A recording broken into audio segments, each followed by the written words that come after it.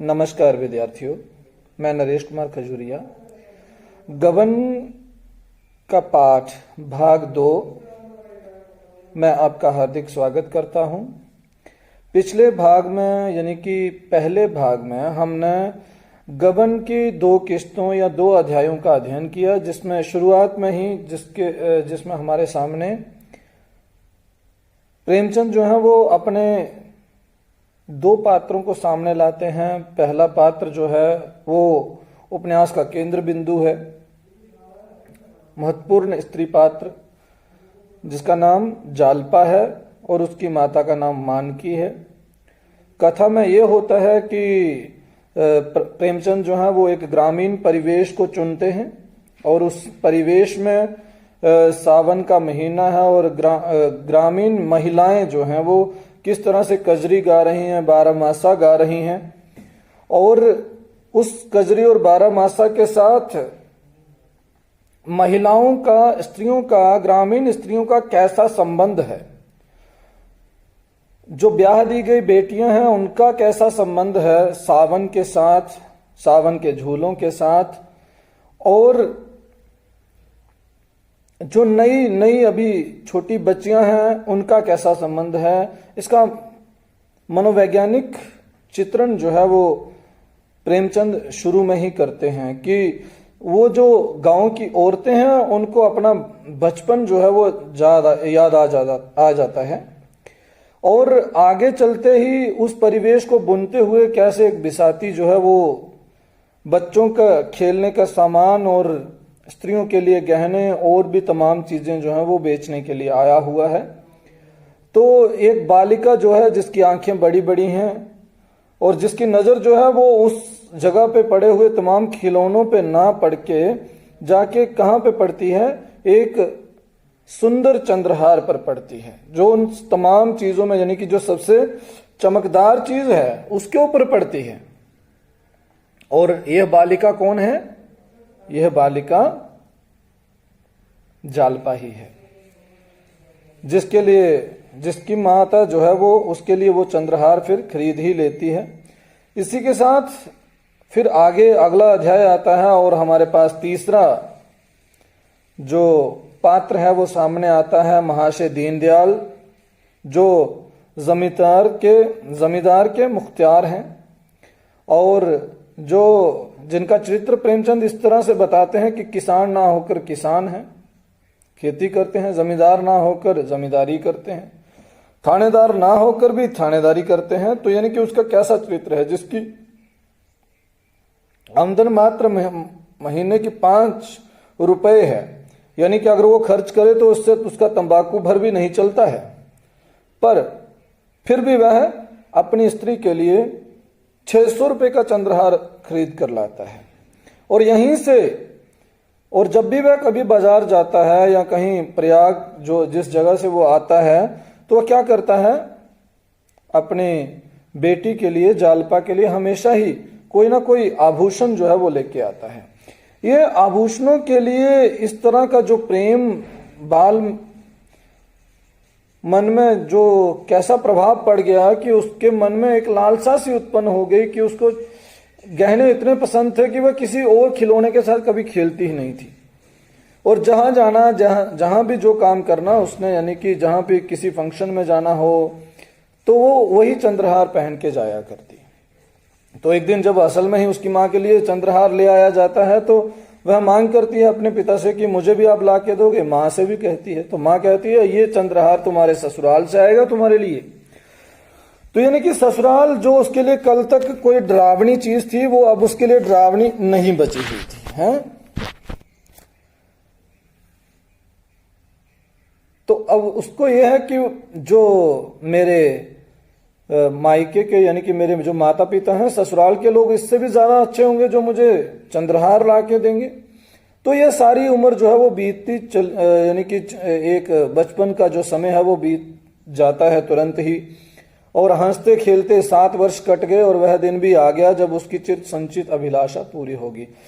तो देखिए कैसे प्रकृति और ग्रामीण परिवेश को आगे बढ़ाते हुए कैसे वो उस समय का जो दौर है हमारे सामने रूप आकार लेगा और प्रेमचंद उसको कैसे धीरे धीरे उस समय के सामाजिक, राजनीतिक, ऐतिहासिक तमाम परिवेश को बुनते चले जाएंगे और बुनते जा रहे हैं। धीरे धीरे हमें यह समझ आएगा कि कैसे उस समय बाल विवाह की प्रथा है, ये उसका सामाजिक परिवेश होगा। उस सामाजिक परिवेश में जो है वो स्त्रियों के साथ स्त्रियों का रहन सहन कैसा है, उस समय की जो मध्यवर्गीय स्त्री है और मध्यवर्गीय जो लोग हैं, जो नौकरी पेशा लोग हैं, वो कैसे जी रहे हैं, उस समय का कैसा परिवेश है, इसका भी आगे ये धीरे धीरे वो जो एक छोटा सा गांव से जो बात चलती है वो एक बड़ा रूप लेती चलेगी और इसी से उपन्यास जो है वो अपने विकास की ओर अग्रसर होता चलेगा। और जो एक पारिवारिक या एक व्यक्तिगत आभूषण प्रेम की जो एक बिंदु से जो कथा प्रस्थान कर रही है, वो एक बड़ा विस्तृत और विशाल राष्ट्रीय स्तर का एक व्यापक अपने अंदर उद्देश्य जो है वो समाहित कर लेती है और अनेक पात्र जो हैं वो जुड़ते चलते हैं और एक दूसरे का निर्माण जो है वो करते चलते हैं। तो इसी के साथ हमारे पास अभी तक जो है वो 3 पात्र जो है वो सामने आ गए हैं। हमने कुल मिलाकर 7 पेज का उपन्यास अभी पढ़ा था और 2 ही किस्तों को, यानी कि ये 52 अध्यायों में, 52 किस्तों में ये बंधा हुआ उपन्यास जो है वो है। तो जिसमें से अभी तक हमने 7 पेज यानी कि 2 ही अध्यायों को हमने पढ़ा था। अब हम तीसरे का पाठ करेंगे और पाठ करते हुए जो जरूरी चीजें होंगी उनके ऊपर हम बात करते चलेंगे। तो चलो आज का लेक्चर शुरू करते हैं। आप भी अपनी किताब जरूर पास रखें और जिन जरूरी चीजों पर मैं बात करूंगा उनको अपना अंडरलाइन कर लेना है। वही चीजें आपके काम आएंगी, प्रश्न बनाने में भी काम आएंगी, चित्रण करने में भी काम आएंगी और वो कोटेशंस के रूप में हम यानी कि जब प्रश्न बनाना होगा तो उनका हम प्रयोग करेंगे। और वो बहुत जरूरी होंगी भी, इसलिए भी कि बिना उन जरूरी बातों के गबन उपन्यास का जो है वो विश्लेषण, सारांश, विश्लेषण, एनालिसिस जो है वो नहीं किया जा सकता है। तो अब हम तीसरे किस्त या तीसरा अध्याय जो उपन्यास का है उसमें उसकी शुरुआत कर रहे हैं कि मुंशी दीनदयाल की जान पहचान के आदमियों में एक महाशय दयानाथ। मुंशी दीनदयाल की जान पहचान के आदमियों में एक महाशय दयानाथ थे। बड़े ही सज्जन और सहृदय, कचहरी में नौकर थे और 50 रुपए वेतन पाते थे। दीनदयाल अदालत के कीड़े थे। दयानाथ को उनसे सैकड़ों बार काम पड़ चुका था। चाहते तो हजारों वसूल करते, पर कभी एक पैसे के भी रवादार नहीं हुए थे। कुछ दीनदयाल के साथ ही उनका यह सलूक ना था, यह उनका स्वभाव था। तो प्रेमचंद हमें अगले पात्र, जो अगला पात्र कौन है, चौथा पात्र हमारे पास आ रहा है दीनदयाल। दीनदयाल नहीं, ये अगले पात्र जो है हमारे सामने आ रहे हैं मुंशी दीनदयाल की जान पहचान के आदमियों में दयानाथ। तो अगला जो पात्र हमारे यहाँ आ रहा है, 3 पात्र हुए पहले जालपा, जालपा की माता मानकी और उसके पिता दीनदयाल, और उसके बाद हमारे पास जो पात्र अगला जो आ रहा है वो दयानाथ है, जो कि कचहरी में नौकरी करता है और प्रेमचंद उसकी मासिक आमदन से भी हमें परिचित करवा रहे हैं, उसकी आर्थिक परिस्थिति से भी हमें परिचित करवा रहे हैं, उसकी पृष्ठभूमि से भी हमें परिचित करवा रहे हैं। यही एक बड़ी चीज है जिससे पात्र का हमारे दिमाग में एक कोई रूप आकार जो है वो बनता है। कैसे बनता है? प्रेमचंद ने पहले हमारे लिए दीनदयाल का एक चरित्र हमारे दिमाग में, चित्र जो है, क्योंकि प्रेमचंद तो जो है वो उपन्यास को मानते ही मानव के चरित्र का चित्र मात्र मानते हैं। उपन्यास को क्या मानते हैं प्रेमचंद? कि मानव के चरित्र का, उपन्यास क्या है? मानव के चरित्र का एक चित्र मात्र है जो उसका विश्लेषण करता है, उसका उद्घाटन करता है। तो वही चीज प्रेमचंद करते आए हैं। उन्होंने जालपा का भी हमें बताया कि उसकी मनोवृत्ति किस तरह की है, कैसे वो बाल्यकाल से ही गहनों के प्रति उसकी रुचि है और कैसे वो रुचि बनी हुई है। ये नहीं है एक स्त्री एक बालिका जो गहनों के साथ इतना प्रेम करने लगती है, हार श्रृंगार के साथ इतना प्रेम करने लगती है, वो एकाएक नहीं करने लगती है। बचपन से ही कैसे उसके लिए हमारा समाज जो है वो उसकी बुनावट जो है वो बनाता चलता है, कैसे उसको बुनता चलता है कि वो एक दिन जाके एक बड़ा रूप जो है वो ग्रहण कर लेती है, और इतना बड़ा रूप ग्रहण कर लेती है कि उसका पति जो है वो गबन तक करने लगता है। तो इस तरह से अगला चरित्र हमारे पास आता है दीनदयाल। उसकी बैकग्राउंड, उसकी पृष्ठभूमि हमारे सामने लाते हैं, जिससे हमें स्पष्ट होता है कि दीनदयाल का चरित्र किस तरह का है। और उसी तरह से अब हमारे पास चौथा चरित्र जो है वो सामने आ रहा है पाठ के दौरान, जो क्या है, दीनदयाल के जान पहचान के एक अगले पात्र आदमियों में है दयानाथ जी, जो बड़े सज्जन हैं और सहृदय हैं, कचहरी में नौकर हैं और जिनकी आर्थिक परिस्थिति कैसी है, 50 रुपए वेतन पाते थे। यानी कि दीनदयाल जो 5 रुपए पाते हैं और जो दयानाथ हैं वो 50 रुपए पाते हैं, लेकिन दोनों की परिस्थितियां देखिए। एक 5 रुपए, ये आगे खुलेगी और बात जिसके ऊपर हम आगे बात करते हैं। दयानाथ को उनसे सैकड़ों बार काम पड़ता, चाहते तो उस जनिक कचहरी के काम से, वकालत के काम से वह उससे हजारों रुपए वसूल सकते थे, पर कभी एक पैसे के भी रवादार नहीं हुए थे। कुछ दीनदयाल के साथ ही उनका यह सलूक ना था, यह उनका स्वभाव था। यानी कि वह कभी भी रिश्वत नहीं लेते थे, यह उनका स्वभाव था कि वह बाहर की ऊपरी कमाई में कोई विश्वास नहीं रखते थे। उनका मानना था कि ऐसी कमाई जो है वो हराम की होती है। तो ये उनका वास्तविक स्वभाव है। यह बात भी ना थी कि वह बड़े बहुत ऊंचे आदर्श के आदमी हों, पर रिश्वत को हराम समझते थे, शायद इसलिए कि वह अपनी आंखों से इसके कुफल देख चुके थे। किसी को जेल जाते देखा था, किसी को संतान से हाथ धोते, किसी को दुर्व्यसनों के पंजे में फंसते। ऐसी उन्हें कोई मिसाल ना मिलती थी जिसने रिश्वत लेकर चैन किया हो। उनकी यह दृढ़ धारणा हो गई थी कि हराम की कमाई हराम में ही जाती है। यह बात वह कभी ना भूलते। इस जमाने में 50 रुपए की भुगत ही क्या, 5 आदमियों का पालन बड़ी मुश्किल से होता था। लड़के कपड़ों को तरसते, स्त्री गहनों को तरसती, पर दयानाथ विचलित ना होते थे। बड़ा लड़का 2 ही महीनों तक कॉलेज में रहने के बाद पढ़ना छोड़ बैठा। पिता ने साफ कह दिया, मैं तुम्हारी डिग्री के लिए सबको भूखा और नंगा नहीं रख सकता। पढ़ना चाहते हो तो अपने पुरुषार्थ से पढ़ो, बहुतों ने किया है, तुम भी कर सकते हो। लेकिन रमानाथ में इतनी लगन ना थी। इधर 2 साल से वह बिल्कुल बेकार था। शतरंज खेलता, सैर सपाटे करता और माँ और छोटे भाइयों पर रोब जमाता। दोस्तों की बदौलत शौक पूरा होता रहता था। किसी का चेस्टर मांग लिया और शाम को हवा खाने निकल गए, किसी का पंप शू पहन लिया, किसी की घड़ी कलाई पर बांध ली, कभी बनारसी फैशन में निकले, कभी लखनवी फैशन में। 10 मित्रों ने एक एक कपड़ा बनवा लिया तो 10 सूट बदलने का साधन हो गया। सहकारिता का यह बिल्कुल नया उपयोग था। इसी युवक को दीनदयाल ने जालपा के लिए पसंद किया। दयानाथ शादी नहीं करना चाहते थे। उनके पास ना रुपए थे, ना एक नए परिवार का भार उठाने की हिम्मत।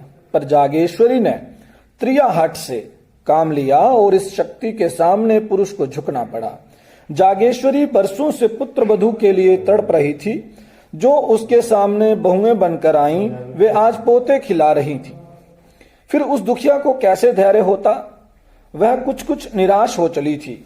ईश्वर से मनाती थी कि कहीं से बात आए। दीनदयाल ने संदेश भेजा तो उसको आंखों से मिल गई। अगर कहीं यह शिकार हाथ से निकल गया तो फिर ना जाने कितने दिनों और राह देखनी पड़े। कोई यहां क्यों आने लगा, ना धन ही है ना जायदाद। लड़के पर कौन रीझता है, लोग तो धन देखते हैं। इसलिए उसने इस अवसर पर सारी शक्ति लगा दी और उसकी विजय हुई। दयानाथ ने कहा, भाई तुम जानो, तुम्हारा काम जाने, मुझ में समाई नहीं है। जो आदमी अपने पेट की फिक्र नहीं कर सकता, उसका विवाह करना मुझे तो अधर्म सा मालूम होता है।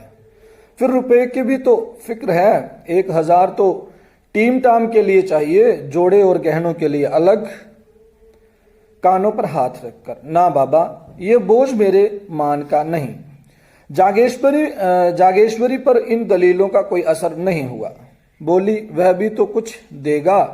मैं उससे मांगने तो जाऊंगा नहीं, तुम्हारे मांगने की जरूरत ही ना पड़ेगी, वह खुद ही देंगे। लड़की के ब्याह में पैसे का मुंह कोई नहीं देखता, हाँ मकदूर चाहिए। सो दीनदयाल पोढ़े आदमी हैं और फिर यही एक संतान है, बचाकर रखेंगे तो किसके लिए। दयानाथ को अब कोई बात ना सूझी, केवल यही कहा, वह चाहे लाख दे दें, चाहे एक ना दें, मैं ना कहूंगा कि दो, ना कहूंगा कि मत दो। कर्ज मैं लेना नहीं चाहता और लूंगा तो दूंगा किसके घर से। जागेश्वरी ने इस बाधा को मानो हवा में उड़ाकर कहा, मुझे तो विश्वास है कि टीके में 1000 से कम ना देंगे। तुम्हारे टीम टाम के लिए इतने बहुत हैं। गहनों का प्रबंध किसी सर्राफ से कर लेना। टीके में 1000 देंगे तो क्या द्वार पर 1000 भी ना देंगे? वही रुपए सर्राफ को दे देना। 200-400 बाकी रहे, वह धीरे धीरे चुक जाएंगे। बच्चा के लिए कोई ना कोई द्वार खुलेगा ही। तो अब तक जो हमने कथा हमारे सामने आई, क्या हो रहा है कि हमारे सामने 2 पात्र और आ गए। पहला पात्र तो जो आया हमारे पास वो था दयानाथ। दयानाथ कचहरी में काम करने वाले आदमी है, जिसकी आमदनी 50 रुपए है, जिसके आगे जो रिश्वत को हराम मानता है, और जिसके आगे एक बेटा है जो मध्यवर्गीय मिडिल क्लास के चरित्र से भरपूर है, जिसके पास दिखावे के सिवा कुछ नहीं है। पिता भी देखता है और कहता है कि जिसको अपने पेट की फिक्र नहीं है वो विवाह करने की क्या कहां औकात रखता है। जिसका चरित्र कैसा है, देखिए अब 2 लोगों का, यानी कि अब हमारे सामने रमानाथ का भी चरित्र जो है वो सामने रखा। कैसे रखा कि रमानाथ किस प्रकार का है। रमानाथ कौन है? दयानाथ का पुत्र है और जागेश्वरी उसकी पत्नी है।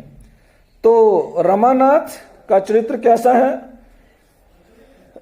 रमानाथ पढ़ाई छोड़ देता है और पिता पढ़ाई छुड़ा देता है। कहता है कि तुम्हारी पढ़ाई के लिए मैं अपने बाकी परिवार को भूखा नहीं मार सकता हूं भाई। अब जितना हो गया इतना हो गया। अगर तुम में सामर्थ्य है, तुम्हारे में शक्ति है, पुरुषार्थ है, तो बहुत लोग पढ़ते हैं, तुम भी पढ़ो। लेकिन इतनी लगन वाला आदमी रमानाथ कहाँ था? रमानाथ का चरित्र कैसा है? शतरंज खेलना, सैर सपाटे करने, हाँ, और छोटे भाइयों और माँ बाप को रोब जताना, दोस्तों की ही पोशाकें बदल लेना, कभी किसी की घड़ी पहन लेना, किसी का जूता पहन लेना, कभी ये वाला फैशन, कभी लखनवी फैशन और कभी बनारसी फैशन। तो 10 दोस्त हैं तो 10 दोस्तों के कपड़े बदल लिए, घूमने चले गए। इस प्रकार का जिसका चरित्र हो उसके लिए लड़की कहां से लाई जाए। लेकिन अगर कहीं से रिश्ता आ ही जाए तो मां कहां चुप बैठने वाली है। तो वही होता भी है। और जागेश्वरी जो है वो जिद पर अड़ जाती है। दीनदयाल की बेटी जो जालपा है उसका रिश्ता दीनदयाल जो है वो दयानाथ के बेटे रमानाथ के लिए भेजता है। और रमानाथ का चरित्र जो है वो ये है, एक यानी कि दिखावा प्रदर्शन की प्रवृत्ति है और गंभीरता जीवन को लेके बिल्कुल नहीं है कि क्या होगा, कैसे होगा, क्या किया जाए। ये उस दौर की बात है। जिसका पिता 50 रुपए कमा रहा है, घर परिवार को चलाने के लिए चिंतित है, कैसे चलाया जाएगा, कैसे उसकी शादी की जाएगी, ये उसके बस में नहीं है और वह इसके लिए अड़ जाता है। अपनी पत्नी को भी कह देता है कि मेरे बस में ऐसा काम नहीं है भाई, क्योंकि इसको तो अपनी फिक्र ही नहीं है और इतने रुपए मैं कहां से लाऊंगा। तो देखो स्त्री का चरित्र कैसा है, कैसे उस समय में भी कि जो बेटी ब्याहेगा तो वो जरूर इतने दे देगा। तो कैसे दूसरे के घर से उम्मीद है। लड़की वालों ने अपनी लड़की में कैसी उम्मीद डाल रखी है कि तुम्हें चंद्रहार ससुराल से मिलेगा। यह सामाजिक ताना बाना, इसको जरा समझने की कोशिश करिए। और जागेश्वरी अपने पति को कैसे मोटिवेट कर रही है, कैसे बदल रही है, राजी कर रही है, कैसे अपने चरित्र पर, जिसको त्रियाहठ कह रहे हैं कि स्त्री जब अपने अड़ी पर आ जाती है तो मर्द से, अपने पति से, आदमी से अपनी बात जो है वो मनवा के रखती है। और वो बात मनवाने के लिए उसने यानी कि अपना चरित्र जो है वो दिखाना शुरू कर दिया कि ऐसे हो जाएगा, वैसे हो जाएगा। और इसी सोच से समझ आने लगा, जागेश्वरी की सोच बताती है कि समाज में वर पक्ष के लोग वधू पक्ष से किस तरह की उम्मीद रखने लगते हैं। पहले ही उन्होंने पाल रखा होता है कि इतने आ जाएंगे, इतने आ जाएंगे, जिससे हमारा काम तो चल जाएगा। जिसको आज हम दहेज के रूप में देखते हैं, यही वो दहेज वाली वो भी है कि इतने टीके में दे देंगे, इतने द्वार पर आने के मिल जाएंगे, तो इससे कम तो देगा नहीं, एक एक औलाद है, बाकी किसके लिए जोड़ के रखेगा। ये जो सारी बातें हैं ये हमारे सामाजिक चरित्र को बताती हैं कि वर पक्ष के जो लोग होते हैं वो लड़की वालों से किस तरह से यानी कि ऐसी उम्मीद पालकर चल पड़ते हैं। हालांकि दयानाथ जो है वो साफ कह रहा है कि मैं मांगूंगा नहीं, मैं कोई रुपया जो है वो नहीं मांगूंगा, कुछ नहीं मांगूंगा, जो वो दे दें वो भी ठीक है और अगर नहीं दे तो भी ठीक है, और विवाह के लिए इतना खर्चा तो हो जाएगा। लेकिन कैसे कैसे करके उसने कई तर्क जुड़ाकर जागेश्वरी ने दयानाथ को जो है वो विवाह के लिए राजी कर लिया है। देखिए कह रहे हैं कि ऐसे ऐसे बात बन जाएगी, सराफा से उधार ले लेंगे, इससे ये काम निपट जाएगा, इतना वहां से आएगा, यानी कि सारी उम्मीद अगले की जेब से लगाकर अपना काम चलाया जाएगा और थोड़ा बहुत जो होगा उसको उधारी से काम चला लेंगे। और फिर लड़का भी जो है वो फ्री में तो बैठा नहीं रहेगा, कल को कोई ना कोई काम तो जरूर करेगा। दयानाथ ने उपेक्षा भाव से कहा, खुल चुका, जिसे शतरंज और सैर सपाटे से फुर्सत ना मिले उसे सभी द्वार बंद मिलेंगे। यानी कि ये रमानाथ का प्रारंभिक चरित्र है। ये रमानाथ का चरित्र जो है उसके पिता की बातों से सामने आ रहा है कि रमानाथ का चरित्र कैसा है। तो ये जो 2 पॉइंट एक ऊपर आ रहा है कि जो आदमी अपने पेट की फिक्र नहीं कर सकता उसका विवाह करना मुझे तो अधर्म सा मालूम होता है, और उसके बाद नीचे की खुल चुका है, जिसे शतरंज और सैर सपाटे से फुर्सत ना मिले उसे सभी द्वार बंद मिलेंगे। ये बताता है कि वह कितना लापरवाह किस्म का आदमी है। तो जब आपने रमानाथ का चरित्र चित्रण करना होगा और तो आप कहेंगे कि अगंभीर चरित्र है, वह जीवन को लेके लापरवाह है, अपनी परिस्थितियों से लड़ना नहीं चाहता है, युवा है, मस्ती में रहता है, दोस्तों में, सैर सपाटे में, इन तमाम चीजों में अपने आप को क्या कर रहा है, खर्च कर रहा है। जागेश्वरी को अपने विवाह की बात याद आई। दयानाथ भी तो गुलछरे उड़ाते थे, देखो कैसे जागेश्वरी उसको याद दिलाती है कि तुम भी अपने समय में भाई गुलछरे ही उड़ाते थे। जवानी के समय में, अपने इस उम्र में, ये उम्र ही ऐसी होती है, इस उम्र में तो सारे ऐसे होते थे, तुम भी ऐसे थे।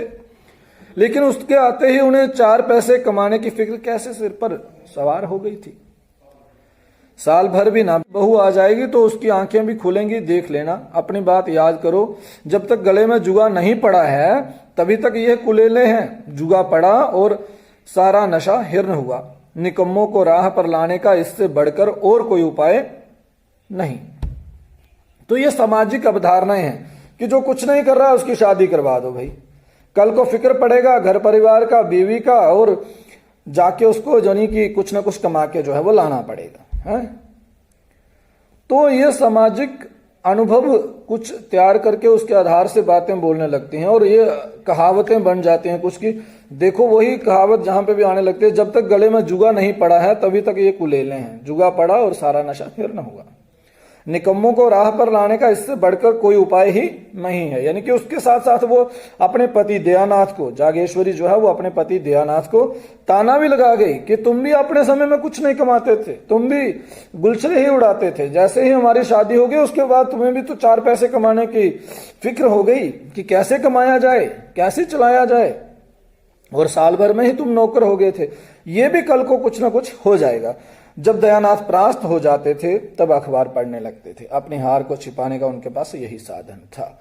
अर्थात दयानाथ हार गए इन तर्कों के आगे और वो अखबार पढ़ने चले गए हैं। उनका जब भी वो अपनी बात में हार जाते हैं तो उनके पास यही एक तरीका होता है अपने क्रोध को छिपाने का कि वह जाके अपने आप को अखबार के पीछे छुपा लेते हैं कि वह अखबार पढ़ रहे हैं। तो अब हम अगले अध्याय की ओर चल रहे हैं जिसमें मुंशी दीनदयाल उन आदमियों में से थे जो सीधों के साथ सीधे होते हैं पर टेढ़ों के साथ टेढ़े ही नहीं शैतान हो जाते हैं। किसकी बात चल रही है? दीनदयाल की बात चल रही है, जालपा के पिता की बात चल रही है। जालपा के पिता का चरित्र किस प्रकार का है उसकी बात आगे प्रेमचंद और कर रहे हैं कि दीनदयाल उन आदमियों में से थे जो सीधों के साथ सीधे होते हैं पर टेढ़ों के साथ टेढ़े ही नहीं शैतान हो जाते हैं। दयानाथ बड़ा सा मुंह खोलते, हजारों की बातचीत करते तो दीनदयाल उन्हें ऐसा चकमा देते कि वह उम्र भर याद करते। दयानाथ की सज्जनता ने उन्हें वशीभूत कर लिया। उनका विचार 1000 देने का था पर 1000 टीके में ही दे आए। मानकी ने कहा जब टीके में 1000 दिया तो इतना ही द्वार पर भी देना पड़ेगा, आएगा कहां से? जागेश्वरी उधर कह रही थी कि टीके में 1000 से कम नहीं देंगे और यही बात हुई। दयानाथ ने मांगे नहीं और दीनदयाल को यह बात ज्यादा अच्छी लग गई और उसकी सज्जनता यानी कि दयानाथ की जो सज्जनता है, सहृदयता है, वो उसको भागे और वो 1000 रुपया टीके पर ही अपनी बेटी के जो है वो उसके ऊपर दे आया।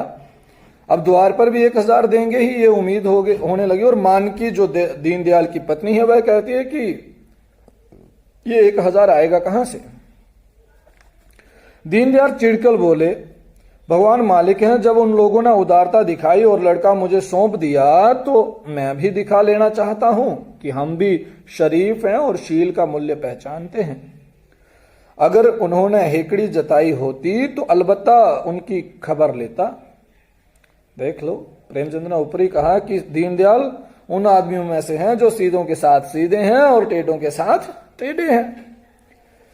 दीनदयाल 1000 तो दे आए पर दयानाथ का जो बोझ हल्का करने के बदले और भारी कर दिया। वह कर्ज से कोसों भागते थे। इस शादी में उन्होंने मियाँ की जूती मियाँ की चांद वाली नीति निभाने की ठानी थी। पर दीनदयाल की सहृदयता ने उनका संयम तोड़ दिया। वे सारे टीम टाम नाच तमाशे जिनकी कल्पना का उन्होंने गला घोंट दिया था वृत्त रूप धारण करके उनके सामने आ गए। बना हुआ घोड़ा थान से खुल गया, उसे कौन रोक सकता है? धूमधाम से विवाह करने की ठन गई कि 1000 आ गया। वही दिन दयानाथ जो अभी कह रहा था कि पैसा ही नहीं है, वो पूरी चमक दमक के साथ अपने बेटे की शादी करना चाहता है। पूरे यानी कि शानो शोहरत के साथ, गाजे बाजे के साथ अपने बेटे की शादी जो है वो करना चाहता है, पूरे ताम झाम के साथ। बंधा हुआ घोड़ा जो उसने अपनी इच्छाओं का घोड़ा जो बांध के रखा हुआ था अब खुल गया। तो क्या हुआ?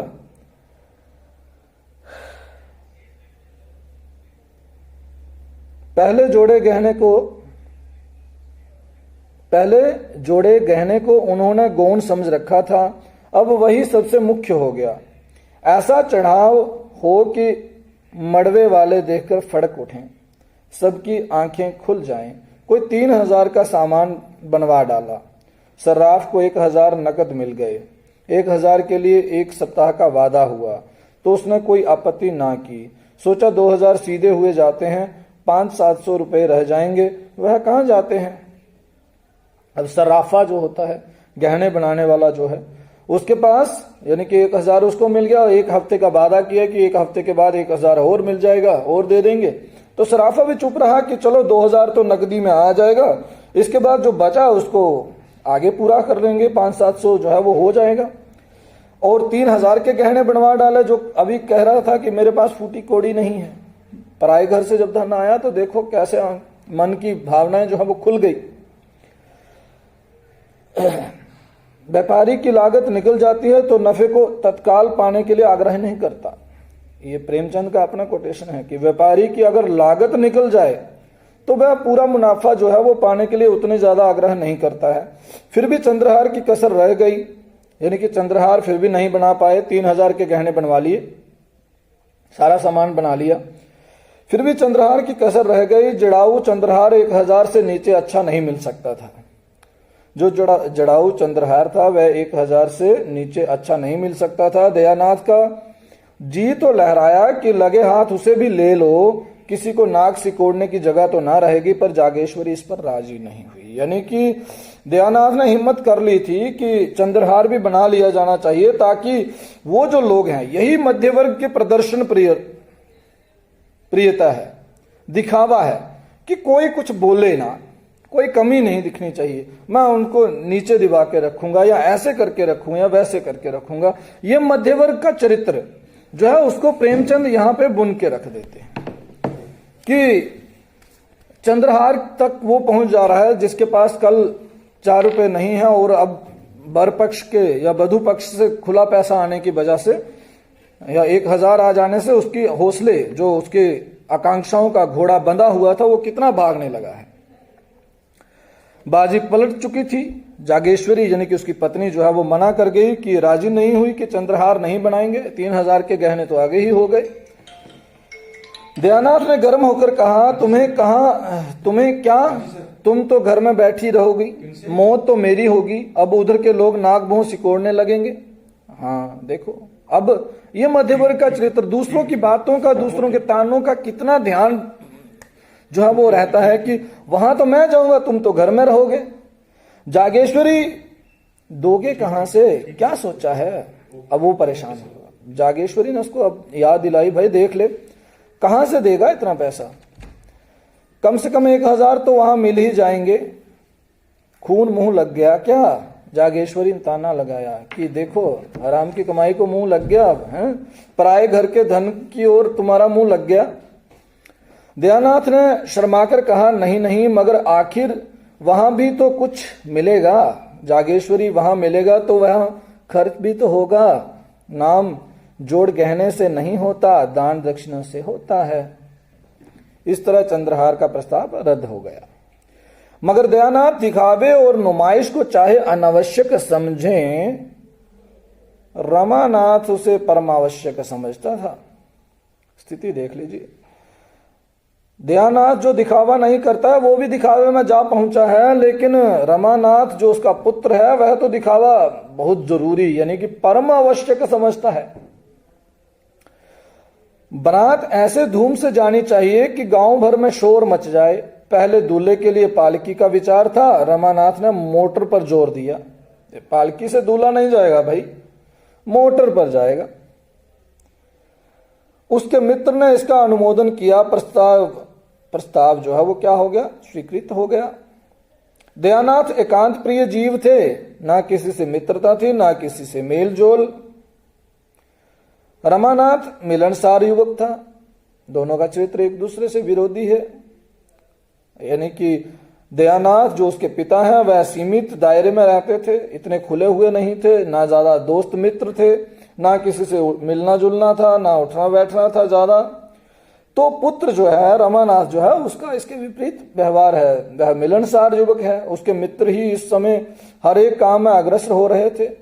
वे जो काम करते दिल खोलकर, आतिशबाजियां बनवाई तो अव्वल दर्जे की, नाच किया तो अव्वल दर्जे का, बाजे गाजे भी अव्वल दर्जे के। दोयम या सोयम का वहां जिक्र ही ना था, हर चीज अव्वल होनी चाहिए, यानी कि दिखावा पूरी तरह से होना चाहिए। ये रमानाथ के लिए परम आवश्यक चीज थी। दयानाथ उसकी उच्च श्रृंखलता देखकर चिंतित तो हो जाते थे पर कुछ कह ना सकते थे। क्या कहते, अपने बेटे की और अपने बेटे के दोस्तों की जो इतना बढ़ चढ़कर जो खर्चा वो किए जा रहे थे तामझाम के लिए, तमाम उस यानी कि अपने बजट में ना रहकर खुली आकांक्षाओं में भागना, खुले दिल से भागने लगना और कर्जे में चले जाना, ये स्थिति यहाँ पे आने लगी थी। प्रेमचंद इस समाज के मध्य वर्ग का चरित्र जो है वो हमारे सामने रख रहे हैं। चाहे वो बुजुर्ग हों, वो किस तरह से चल रहे हैं और उनके युवक जो युवा होते हैं वह किस तरह से चल रहे हैं, उसका चरित्र जो है वो हमारे सामने दिखा रहे हैं कि कितने उच्च श्रृंखल हो जाते हैं। ये मध्य वर्ग का चरित्र है। 20 रुपए होते हैं वो 40 रुपए खर्च करता है, 80 रुपए होते हैं वो 150 रुपया खर्च करता है। लोन लेगा, यहां से करेगा वहां से करेगा, उधारी लेगा प्रदर्शन के लिए, दिखाने के लिए कि कौन सा रोज रोज होगा। इस रोज रोज के चक्कर में वह अपने आप का दिवालिया निकाल देता है, अगले का भी निकाल देता है और यह प्रदर्शन जो है वो उसके लिए महंगा पड़ता है एक दिन। और इसी बात को लेकर चिंतित हो रहे हैं दयानाथ, लेकिन किसी से कह कुछ नहीं पा रहे हैं। तो उसके आगे जरा और उपन्यास की ओर जाता है। ये 5वें अध्याय को पढ़ते हैं। नाटक उस वक्त पास होता है जब रसिक समाज उसे पसंद कर लेता है। अब प्रेमचंद अगली बात कर, अब ये जो पूरा कुछ तामझाम जो चल रहा है, ये नाटक कब सफल होगा? प्रेमचंद बता रहे हैं, अब साहित्य की बात भी कर रहे हैं कि नाटक कब सफल होता है। नाटक उस वक्त पास होता है, पास होने का मतलब सफल होता है, जब रसिक समाज कौन? जब दर्शक लोग उसको पसंद कर लेते हैं। बारात का नाटक उस वक्त पास होता है जब राह चलते आदमी उसे पसंद कर लेते हैं। यानी कि बारात का जो नाटक है वह कब पसंद होगा, कर लेते हैं नाटक? जब चार आदमी जो है वो राह चलते बारात को पसंद करते हैं। नाटक की परीक्षा 4-5 घंटे तक होती रहती है। बारात की परीक्षा के लिए केवल इतने ही मिनटों का समय होता है, 5-7 मिनट का। नाटक 4-5 घंटे लग जाते हैं और बारात की सफलता या पास होने के लिए 5-7 मिनट ही होते हैं। सारी सजावट, सारी दौड़ धूप और तैयारी का निपटारा 5 मिनट में हो जाता है। अगर सबके मुंह से वाह वाह निकल गया तो तमाशा पास, नहीं तो फेल। रुपया, मेहनत, फिक्र सब अकारत, यानी कि सब किया धरा मिट्टी में चला जाता है अगर बारात की क्या हो जाती है, कहीं ना कहीं निंदा हो जाती है और उस समय वहां पे वाह वाह जो है वो नहीं चलता है। तो दयानाथ का तमाशा पास हो गया, शहर में वह तीसरे दर्जे में आता। यानी कि शहर में अगर ये जो सारा तामझाम हुआ अगर शहर में होता तो ये तीसरे नंबर पे आता। गांव में अव्वल दर्जे में आया। आपने देखा ही होगा गांव में, आप सबने भी देखा होगा गांव में जो थोड़े से अच्छे कमाऊ लोग होते हैं, जिनके पास थोड़ी धन संपत्ति ज्यादा होती है, तो उनका प्रदर्शन शहर जैसा होता है, लेकिन शहर का नहीं होता है, होता गांव का ही है। लेकिन वह गांव में होने के कारण अव्वल दर्जे का माना जाता है। वाह क्या बात है, ऐसा तो इससे पहले कभी हुआ ही नहीं। तो ये वाली तो गांव में ये क्या हो गया, अव्वल दर्जे में आया। अव्वल दर्जे में आने का मतलब क्या है, पहले नंबर पर आ गया। कोई बाजों की धों धों पों पों सुनकर मस्त हो रहा, कोई मोटर को आंखें फाड़ फाड़ कर देख रहा था। क्यों? 2 लाख किस में आया? मोटर गाड़ी में आया है भाई। कुछ लोग फुलवारियों के तख्त देकर लोटपोट जाते थे। आतिशबाजी ही मनोरंजन का केंद्र थी। हवाइयां जब सन्न से ऊपर जाती हैं और आकाश में लाल, हरे, नीले, पीले कुमकुमे से बिखर जाते, जब चरखियां छूटती और उनमें नाचते हुए मोर निकल आते तो लोग मंत्रमुग्ध से हो जाते थे। वाह क्या कारीगरी है। अब आतिशबाजी और ये सारी चीजें कब की बात चल रही है? 1928 के आसपास प्रेमचंद ने गबन जो है वो लिखा हुआ है, प्रकाशित हुआ है। तो उस समय गांव के लिए सच में मोटर गाड़ी जो है वो अचंभे की चीज थी। यही ग्रामीण परिवेश है और क्या है, इसलिए वो उसको हैरत से देख रहे हैं। तमाम आतिशबाजियां और ये सारी चीजें जो है वो गांव के लोगों के लिए वो उस समय बिल्कुल नई चीजें थी। उसको देखकर वो अचंभित हो जा रहे थे। जालपा के लिए इन चीजों में लेश मात्र भी आकर्षण ना था, होगा भी नहीं भाई। कैसे? जालपा की रुचि किस में है? प्रेमचंद तो पहले बता चुके हैं किस में है, गहनों में है। क्यों है? क्योंकि पिता जब भी जाते हैं तो गहने ही लाते थे उसके लिए। कोई खेलने के लिए दूसरी वस्तु नहीं लाते, कोई दूसरे खिलौने नहीं लाते, और घर में भी अगर कोई उसको कोई चीज प्रिय लगती तो वो चंद्रहार लगता। तो जालपा के आकर्षण का केंद्र क्या है? गहने हैं, ये तो आप जानते हैं। हाँ, वह वर को एक आंख देखना चाहती थी, वह इस तामझाम को नहीं देखना चाहती थी। लड़की किसको देखना चाहती थी? वर को एक आंख देखना चाहती थी, वह भी सबसे छिपाकर। पर उस भीड़ भाड़ में ऐसा अवसर कहां? द्वारचार के समय उसकी सखियां उसे छत पर खींच ले गईं और उसने रमानाथ को देखा।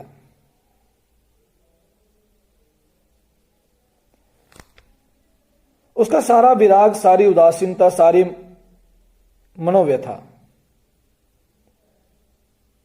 तो अब हमारा तो मेमोरी कार्ड ही फुल होने लगा।